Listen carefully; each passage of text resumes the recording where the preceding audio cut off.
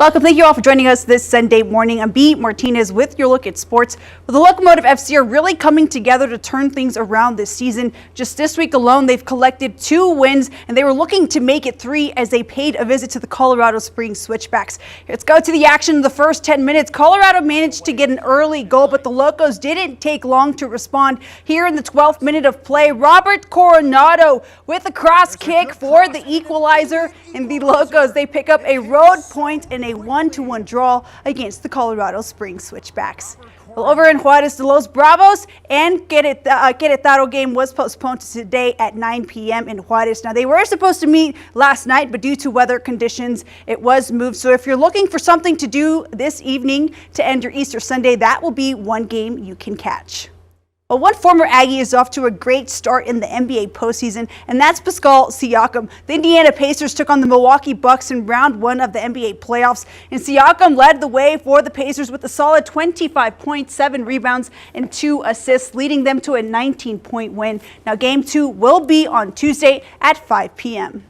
As you saw here on ABC 7 last night, the Los Angeles Lakers played host to the Minnesota Timberwolves in round 1. Now the Timbs are on a mission to make history to make their first ever NBA Finals appearance. They snagged a 117-95 win over the Lakers to take a 1-0 lead in this series. Now Game 2 between this duo will be on Tuesday at 8 p.m. Well, the San Diego Padres have called up the Chihuahuas outfielder Tirso Ornelas to make his major league debut. San Diego's outfielder Jason Hayward is on a 10-day injured list with a left knee inflammation.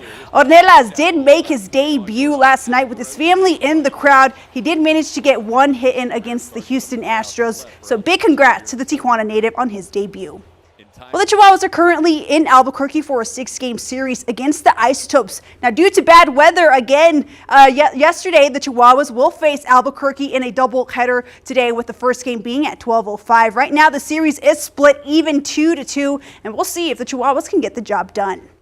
UTEP softball was coming off back-to-back wins over the FIU Panthers. Could they make it 3 to claim a series sweep? Let's go ahead and take a look at the action. Starting in the bottom of the 4th, Marissa Burchard is at bat, and she fires it high and out the park for a major home run. She takes a jog on the diamond, while Cece Marquez and Asia Richard add 2 on the board. Now that homer would go on to put the Miners up 9-5. Then here we're going to see Brie Garcia, the El Paso native, snags a line drive to center field, bringing home the other El Paso native right there, Maddie Mendoza. And to top it all off, Garcia would go on to close this game with a walk-off grand slam, and the Miners claim a 16-6 win in 5 innings to claim a conference series sweep over the FIU Panthers, making that 300 career wins for head coach TJ Hubbard. And UTEP will now get ready to head to Albuquerque to face the New Mexico Lobos on Tuesday at 2 p.m.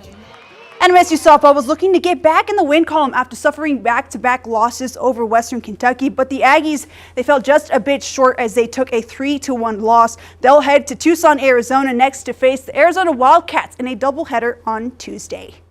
NMSU baseball welcomed Jack State, and we're going to fast forward to the bottom of the 7th. Aggies down 3-1 because right here Steve Solorzano is up at bat. He sends it deep to left field, and that ball is far gone. Solorzano comes in clutch with a homer to give the Aggies a 1-run lead late in this game. But watch this, in the bottom of the 9th, it's Bryce Campbell at bat. He fires it out, but the ball gets dropped, and that will seal the deal for the Aggies. They pick up a 7-6 win over Jack State in Game 3. Next up, they'll hit the road to face the New Mexico Lobos for a single game on Tuesday at 6 p.m. Well, that is your look at sports. Have a great Easter Sunday, everyone, and I'll be back tonight with more.